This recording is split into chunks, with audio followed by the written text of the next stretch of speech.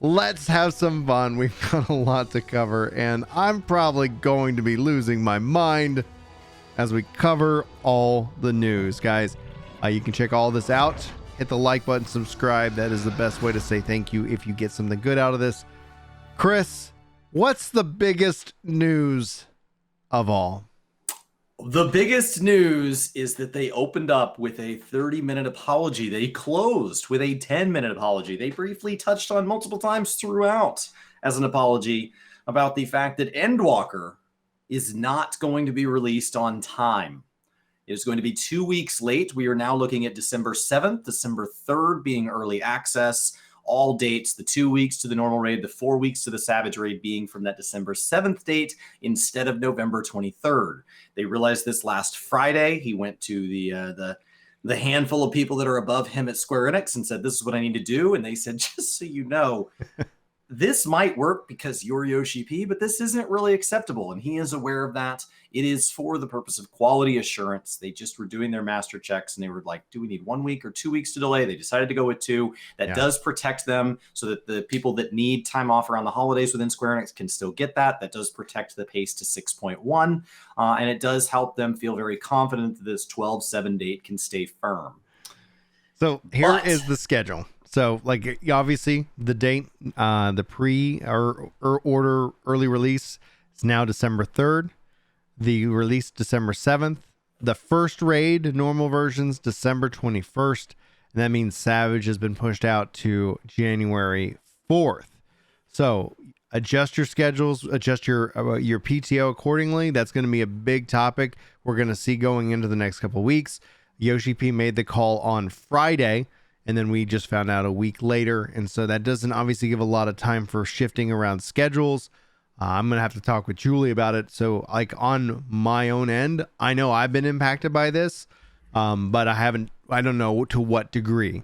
Brian and I are self-employed, and it's still hard. I cannot imagine people who have PTO, especially for companies that this time of year is very hard to get time off at all. Anybody who's planned things with family. I know I have family coming in town that I haven't seen in over 2 years. And I told them what days I was available, and that pivots. And so I know this is very hard. They know this is hard. He was crying when he apologized. I just wanted to hug him. I felt sick to my stomach with what they're going through to be here, but it doesn't mean that we're not also entitled to feel frustrated. Your feelings are valid. Yeah. Just be aware of however you express them might affect others. Now, from here, we're going to just kind of peruse over it so you can see some of the beautiful artwork if you're watching the video version of this. But if you're listening to the audio, note that we're just kind of going over the key players. And the reason we're not going to read these descriptions is I don't want to have any concern of ruining, any of the story pieces. Plus, at the end of the day, we'll probably cover those in their own video. We're just really wanting to get to the core meat of all the information and news from the live letter. And this is when they showed us a picture and they said, here's a new feature, and everybody was scratching their heads. But what we're looking at right now, walking with Alice and Alphino, like, what's happening here? So normally in the game, when you are on an MSQ quest, they say, hey, we need to make it across the zone together. And then they fade into non-existence and you hop on your mount and fly all alone over there or walk across the city. And then they're waiting for you. Like, where you been? They will now, assuming you don't go too far off course, go with you. They will mount up with you. They will walk with you. They are going to follow you around. Sounds like an open world minion, kind of. The open world trust I would be careful with because it doesn't sound like they're joining us in combat. This is merely for an immersion type thing. He did kind of imply that there might be a little bit of banter there. So a little bit of that kind of lore aspect of the trust where they might make some comments here and there. And throughout the trust system, we have learned additional depth about characters and about events and things like that. And that they will actually be possible to be in G pose, though he does ask you to remind yourself that the MSQ is serious and you shouldn't be stopping too much to take selfies before saving the world. From here, we go on to role quests. Role quests, this is something that's been a hot topic. We are moving to 5 quest lines. I believe it was 4 in Shadowbringers. That's right. They've added, basically, they've separated like the ranged and the magical and things like that. So every role, as we've defined it, now have a role quest. And if you do them all, you will have an additional one. The next slide will say that this is the exact same for crafters and gatherers. It's exactly the same. But no, there will be no level 90 job quests. The level 80 Ooh. job quests, there was a question about this on MMORPG.com in their interview from the media tour. I encourage you to go look at that. I will be going over that sort of thing on Gaming Kinda in the near future. I got 2 extra weeks. Let's get it done. But the level 80 quests, at least for now, will be the end of job quests. That will be the clean end. There's actually a really logical reason there. It's a really beautiful reason from Yoshi, but let's keep moving. TLDR, it's effectively, you know, these have been written by a lot of people over a long time. It's time for a clean break from this. We can always bring them back. So here are the hand and land ones. It's exactly the same. We're going to have the 5 quest lines. You do them all, you'll get more stuff. He did say these are kind of meant to be done alongside MSQ, but it doesn't sound like MSQ is going to hard gate for not doing your role quests as you go. Yes, So that's actually a nice change. Because one of the things that we were marked on as kind of like, it wasn't a real negative on Shadowbringers, but there was just this first one-time awkward thing, because as the MSQ takes you, all of a sudden you get gated because you need to go do this. And so it's like, all right, I got to stop this important march to go and do this thing, you know? So it's like, okay, now that seems to be cleaned up and be a little bit more form and functional. So then, sorry if, again, this is guys, a very late show. This slide's good. We're going to keep it moving. Burning forests. Burning Forest. So we are getting new dungeons. We are getting new trials. They walked us through the new raid, actually, as some gameplay, which was exciting because it felt like maybe it had like room for trash or something. We didn't really understand. It was a neat area. They just showed us the area and no boss. So we don't really know what we're looking at, but there are these weird little rooms. We don't know. It feels like Alexander paced as far as the space. Which means that maybe there's like some presence given before the boss. Maybe that presence includes like a little like jumping around. Maybe it includes, I don't know. We don't know. There was nothing here, but the little cages on the outside were kind of undulating and moving. Very immersive. And I look forward to getting into Pandemonium. That is our new raid series that will release 2 weeks after the launch, with Savage releasing 4 weeks after. Enjoy those dates. Obviously, that means that we are going to cross over the new year at some point, because that's how time works. On this note, though, because they got into this towards the end, when it comes to the All Saints Wake, aka the Halloween event, they have stated that because of the timing, unfortunately, that Halloween event is now actually going to be later, sometime maybe after Valentine's Day. So just note that's a part of the scheduling piece. And both Chris and I were like, bummer, because I love that event. Like, that's my favorite event. So hopefully that doesn't permanently shift Halloween into the spring. It's your springtime pumpkin. But just as a note, as that information actually was delivered to us. All right, what else do we got? This is a beautiful, weird looking thing. This is our new maps. Yeah. Obviously it feels weird because our last maps look so Thabnerian, but these are our new maps. These are called the Excitatron 6000. These will be with 6.0.5. So with the new tombstones, the new gear coming out, and the Savage raid, that gives you basically right at kind of 30 days from when you first get into Endwalker before you really hit the grind. So that gives you plenty of time to enjoy the enormous amount of MSQ. Keep in mind, guys, the MSQ is designed to get you all the way to level 90, and the side quests, all your alt classes. So there's tons of changes here. They've announced a fair bit of what we're going to get in 6.0, 6.0.5, and 6.1 throughout this live letter. You have a lot to do. They didn't really talk about what this map is, but they did talk about them coming. I expect this to be something that hopefully is fun. I've always enjoyed maps when I make time for it. And then they went into PvP. Yes. This is the new PvP mode, Crystal Conflict. This is going to replace Feast. This is coming out in 6.1. Feast is going away in 6.1. They had talked about potentially going away. Nope, it's gone. It's out. They want to drive people to this. Crystal Conflict is meant to be a 5v5 with low pressure, simple rules, short matches. Removal of kind of role requirements will just be 5 different jobs charging in. You'll have new actions and job-specific adrenaline rushes. Lots of self-healing across the board, but it seems like maybe they're pulling the healing off the healers. We don't want to see kind of how that shakes out. There will be a casual version, a ranked version, the ability to do custom matches. It's kind of a tug-of-war. Any of you have played Overwatch or aware of this kind of push the event along. Obviously, a tab targeter plays different than a shooter, but it's a similar game mode. There will be different maps, and the maps have different unique mechanics or gimmicks tied to them, such as they showed the lava map shooting fire out like a little Bomberman thing as you kind of try to have control of this crystal slowly moving. And so you see these different maps, and then there will be rewards. The rewards for PvP are changing drastically. The seasons, the ranking based on place and tier doesn't sound wildly different than where we are right now. Titles, achievements, other accolades, that doesn't sound like a huge departure. But in addition to this, we will also be running a new thing called series.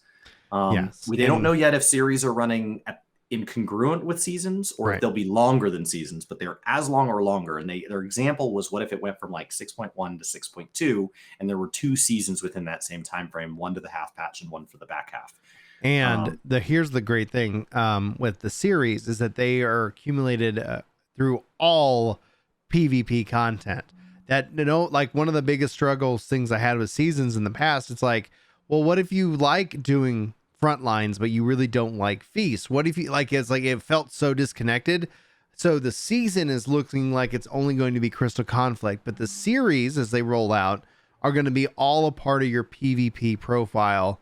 And I think that's a really big thing. But then they go and introduce a battle pass, and my heart sunk at People first. are alarmed, so hold on, hold your breath for just a second. We'll feed you, baby bird. But the series here, it is literally a battle pass, like Brian said, where you're going to get these tokens at the little checks. At the stars, you're going to be able to get these bigger rewards, like mounts and all these things that would traditionally be the FOMO behind a battle pass in another game. However, all these tokens you get will be able to be used to purchase rewards from the current series or past series. Yes. So those will be re-released they did say at some point, so there may be some sort of delay, maybe like the Unreals where we haven't seen those come back around yet, but they were promised to. Those of you that know that, sometimes we've had events come around really regularly. Other times it's like Yokai Watch where there's 4 years. So you just never know. They've talked about being aware and that there's been a heavy request to see if they can bring Garo back. That was mentioned during this. I would love to see Garo come back. I know there's a lot of people that would be interested in the cosmetics from that. And so this will be a battle pass system, but they're addressing a lot of the typical concerns with battle pass systems by handling it in this way. It also sounds like, let's say there was a reward that you don't care about, but you get that reward token.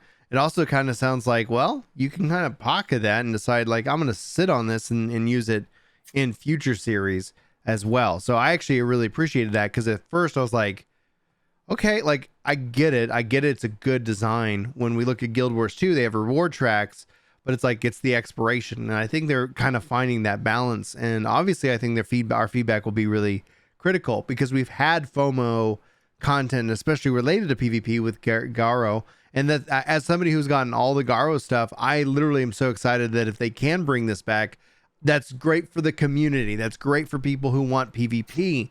And I want a rewarding PvP experience. And this actually has me excited. I was like, oh, I felt like I got hit in the gut. And then they were like, oh, and those tokens, you can, and I was like, great.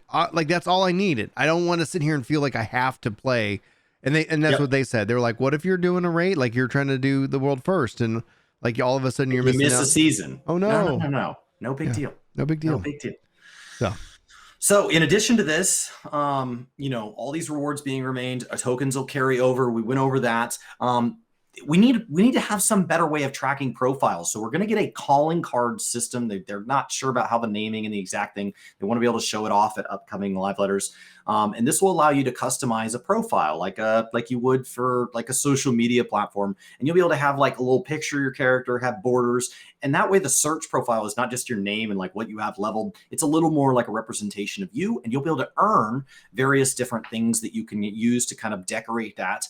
It'll come with some. But then that they're looking at that being something that would just be across the board, even outside of PvP. So it looks like it's something they thought of within PvP, but literally on stream today, we had people talking about, hey, like, I wish that I could tell my friends apart, or I could use the search function, like talking about this concept of it's hard to remember just from a character name exactly who somebody is. And this is a chance for them to kind of express to you who that is, and be one more thing for us to collect and get into with those rewards coming from various things. Like the ultimate weapons having glowing weapons, just one more thing we can do. This would be in 6.1 with PvP, so I'd expect it to be in live letter 68 or 69 if they go into this more. From here, we can actually jump all the way down to gathering. So feast being gone, we went over that. Gathering. Now, the big news of the last live letter 66 was that high quality was no longer going to be available. And then they just kind of like dropped the mic like, hey, is that a problem? We had a ton of questions. Yeah. If is needed for crafting, they are going to address that. They are going to adjust this because crafters will still be able to make high quality things, and they're hoping that that means that it's the same difficulty. If you were turning in stuff before and you're getting double experience for high quality or normal experience for regular quality gathered items, they're now saying, hey, it's obviously going to be normal quality. We'll increase the amount of experience, probably not to double, but they're going to increase that. And quests that require high quality are now normal quality, so those got way easier. Way easier. Actions affected will be adjusted. You will be keeping perception. Languages other than English may see an adjustment in the word perception. They just took this as a chance to find a better descriptor. They said English is going to stay the same. And the requirements, those I want master botanist for getting 20,000 high quality items, those are staying in the game. They'll just change to something different. Fish are actually keeping their high quality. They're going to call their high quality now large fish because it makes more sense that you'd be catching based on kind of size. And so you have large versions of the fish and smaller versions of the fish so that fishing can kind of keep its tone. The new actions will be there, but basically what you're now looking for is you're now going to be gaining Gatherer's Boon. Gatherer's Boon is going to increase the yield. And so that is what your perception is going to have a chance to proc and things like that. For crafters, your recipe progress and all these qualities will be adjusted to account for the fact that yes, to make a high quality crafter item, I use intermediate things like, let's say, marabou lumber, but marabou lumber is made from marabou logs. And if I want high quality marabou lumber, I'd use high quality marabou logs to make that easier. Now I only have normal quality marabou logs. So if they adjust the ease of the ability to get high quality marabou lumber, then from there I can move it up into like my 490 crafted set really easy. So this is spear fishing. We talked about fishing there. It's a mini game. So for those of you in the audio, I would encourage you to check out the video version of this. And it's impressive to the point where I think Chris laughed so hard, and then he's like, well, I guess I'm a spearfishing main now. You go find these spots, and then it ends at this little mini game that you play for spearfishing. So honestly, it's the dumbest and most delightful thing I've seen in a long time. I was like, this is so stupid. I am going to lose a lot of hours to this because the spear shoots out. It is like a 2D. You are playing regular Nintendo here. I don't know what's going on. I hope that means we're getting new upgraded spears. That's been a real frustration for anybody that's like spent a lot of time working on eye levels across gatherers, and then your spear just sits there. Please, God, if we're going to have a new Skysteel tool, make our resplendence our offhand so that we're just glowing all the time. From here, we talked about XP downscaling. Leave quests first. Leave quests, they're adjusting the amount of gil and stuff for leave quests because of gil inflation. So they're going to just contribute to inflation. And then they actually made the fishing leaves more relevant because we all ended up making coffee biscuits. As this happened in real time during the live letter, the value of coffee biscuits and coffee biscuit ingredients went into massive flux. I spent over $1 million speculating, and it's already come back. And I have tons of ingredients left over. So there's this wild rush on it because we all have an additional 2 weeks to burn our leaves. And everybody heard leaves are changing. And they're not changing for the worse, but just be aware that if you're buying coffee biscuits, if the price feels out of alignment, it probably is. Now, here's something we need to make sure that you are clearly aware of, because there's a lot of confusion discussion happening during the live letter about XP scaling. So that is completely changing. Now, they say that it's not going to feel like any more time to level like it does currently, but the numbers are shrinking just like with everything else. Here's the thing. They were like, we could take the service down for 3 weeks and round everybody up or figure that out. But it's just easier for everybody just to restart on the current level track that you are. So if you've got 50% of level 51 and you're 50% of the way to 52, you will be at 0 experience at level 51 when this goes into effect at the time of launch. So it is really critical that if you are concerned about losing that chunk of experience, that you make sure you cross over a threshold, aka a level. Otherwise, it's just because it's just going to zero you out to the beginning of that level. And so there's mostly for the bigger levels, right? Like 79 to 80, I think would really sting, where it's multiple dungeons to cap it, as opposed to like 19 to 20. One leveling roulette shoots you from 19 to 21 or 22. So like you're losing a fraction of a roulette. Yeah. But it's still, I just want to make sure people have that information in their mind, because no matter what, there's going to be the people who don't hear, who aren't subscribed. And if you see them in chat, if you see them angrily talking on a forum, 60%ers. You got to send them to Work the Game and the podcast itself. Be like, hey guys, you should be. You can also, just as a side note, if you guys haven't subscribed to the audio version, we almost had 1,000 followers over on Spotify for Crystal Core Radio. Oh, thank you. So just search Crystal Core Radio wherever you consume your podcasts, and you'll find us. So anyway, yeah, that's your PSA at 20 minutes into the podcast.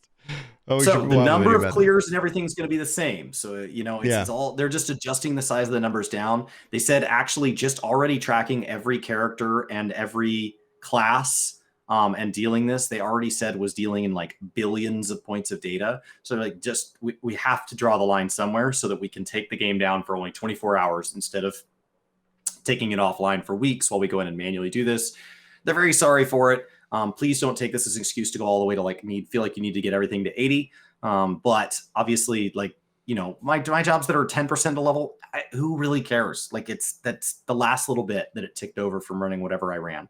But the ones that you've been like, I've done 4 days of beast tribes from 79, and I'm going to do the 5th day tomorrow, and it's going to take me to 80. Go run some fates or something, ding it over, and be done. Get it done. That's a better plan. Yeah. Also, this does affect all your classes, jobs, your retainers, your trust NPCs, anything that consumes experience. That is going to be impacted by the experience downscaling that happens on now. I guess December the 3rd. I guess that's essentially when that happens. So sure, whether you pre-order or not. So that's the mid-level.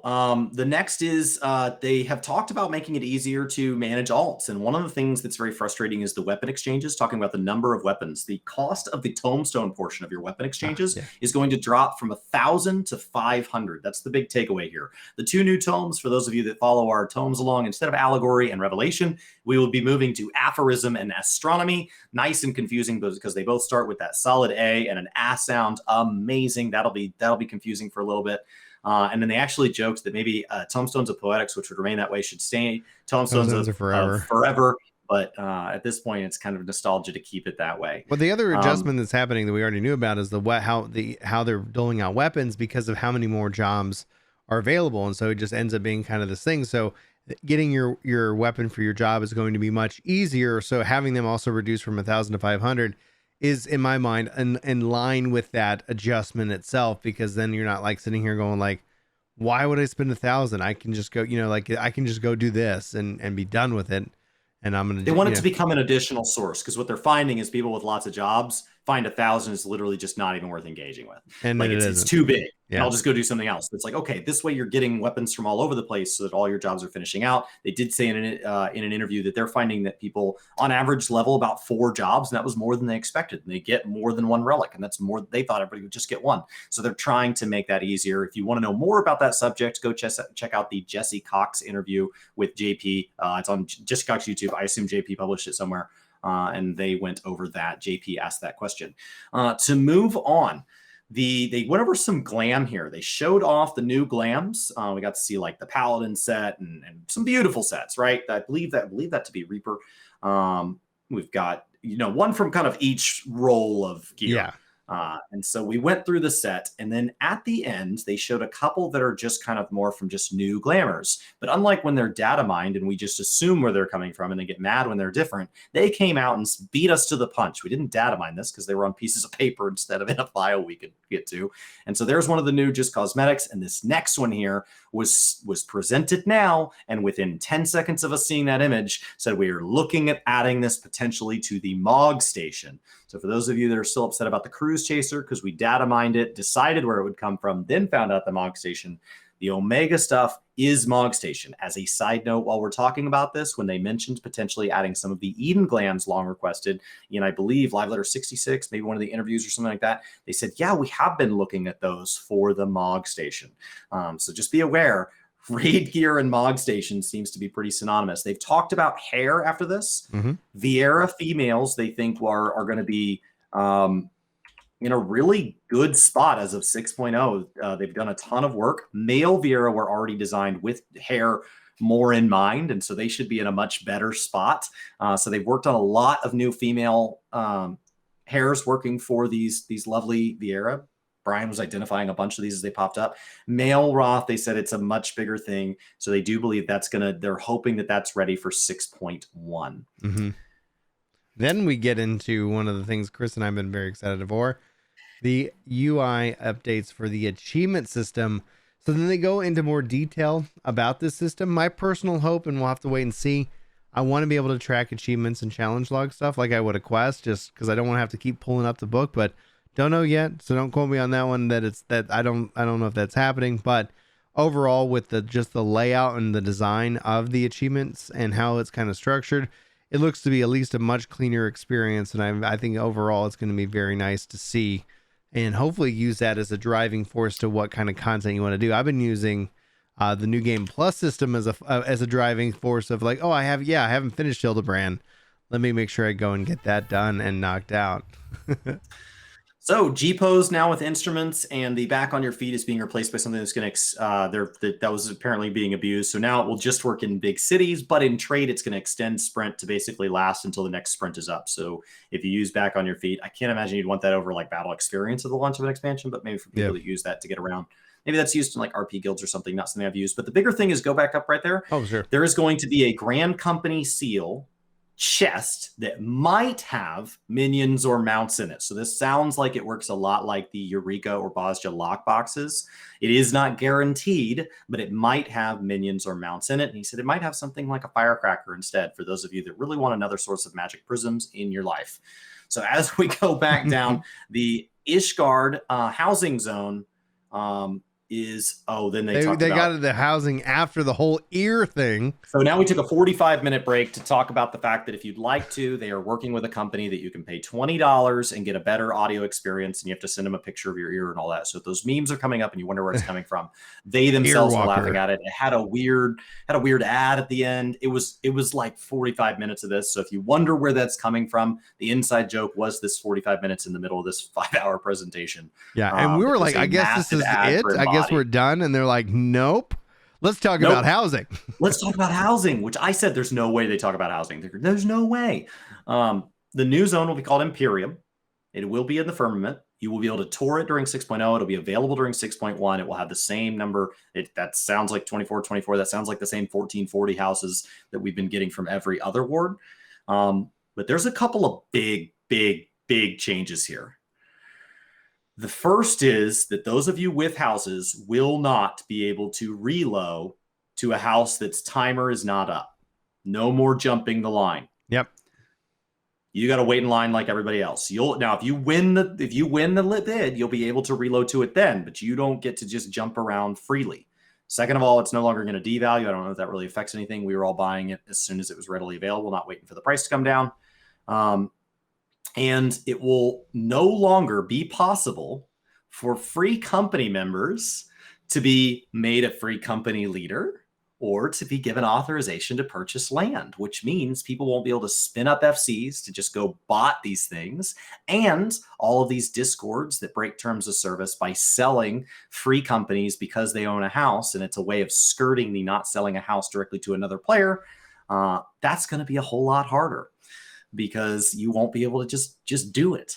And so enjoy 6.0 for everybody that was skirting terms of service in that way. I'm sure it sucks. I can't think of anybody in that situation that I feel particularly bad for, because it was blatantly abusing the system.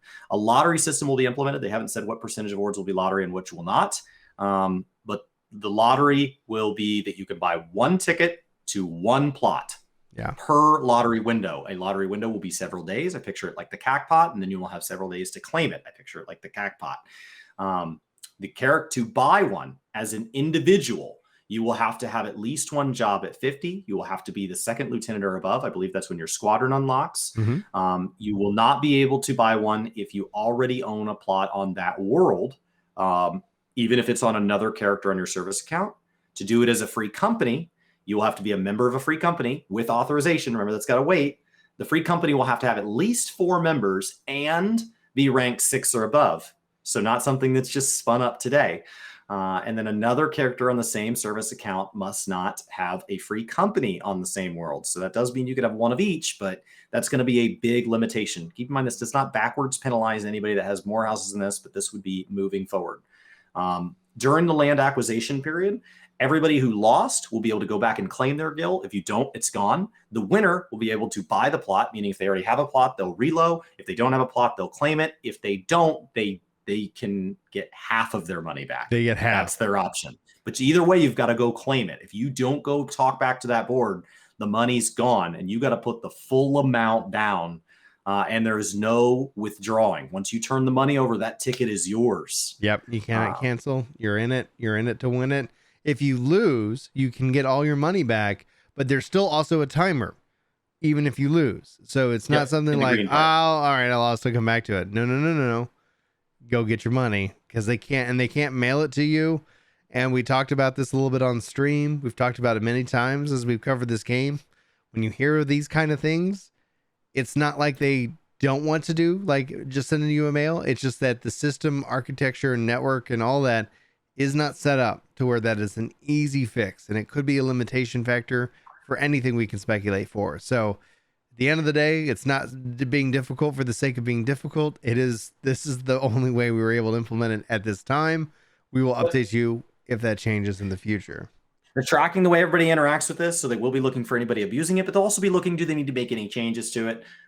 You cannot withdraw when you go up to a sign, so buy later in the window if you're concerned about it. You'll be able to see how many other people have bought tickets to be in that particular lottery. So you'll be able to see, hey, there's 3 plots I care equally about. I think I want to go in the one that has the least entries to increase my odds. Mm-hmm. You'll have to put the full amount down.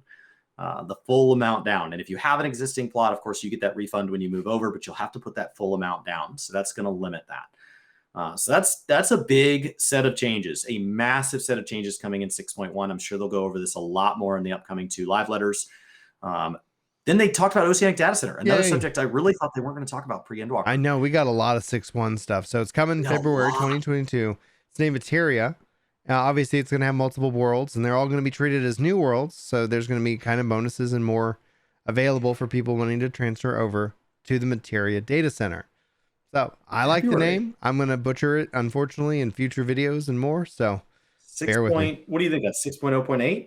Yeah, I think so. I think when we look at it, probably 6.1 most likely is going to be March, but who knows? Yeah. Who knows? Maybe they just played their hand and said, by the way, February. Then they kind of jump back a little bit on the housing and show us this awesome, little, balcony. What's a live letter without finding out cosmetics for the housing system? Right. It's good. It looks good. This will work at all plot sizes. That's a beautiful house they showed. Mm-hmm. And you were questioning whether it could go on the left or the right. I think it can go on any side of the house. I think that's kind of part of it, the design. Because then you also see kind of ones where you have little smaller versions of it. So it's like, oh yeah, maybe you just build yourself a little cafe and go nuts and have fun. Looks great. Looks great. So the last image I took was basically the summary of the dates again, before they ended up going into QVC mode and sharing all their projects and future stuff. But those dates again are the 3rd for early access, delayed 2 weeks, which Yoshi P again continued to apologize for. The 7th is the official release. The 21st is the raid, Pandemonium kicks off, and then the 4th is the Savage version of that. They do this because they don't want people to rush the story. They do this because they care, at least in the delaying of that. But that also means the tomes are going to be dropping. The new higher end tomes will drop on the 4th. That's also where you're going to get the Excitotron 6000, in which chat was like, why not 7,000? And then somebody was like, you just can't handle the Excitotron 7,000.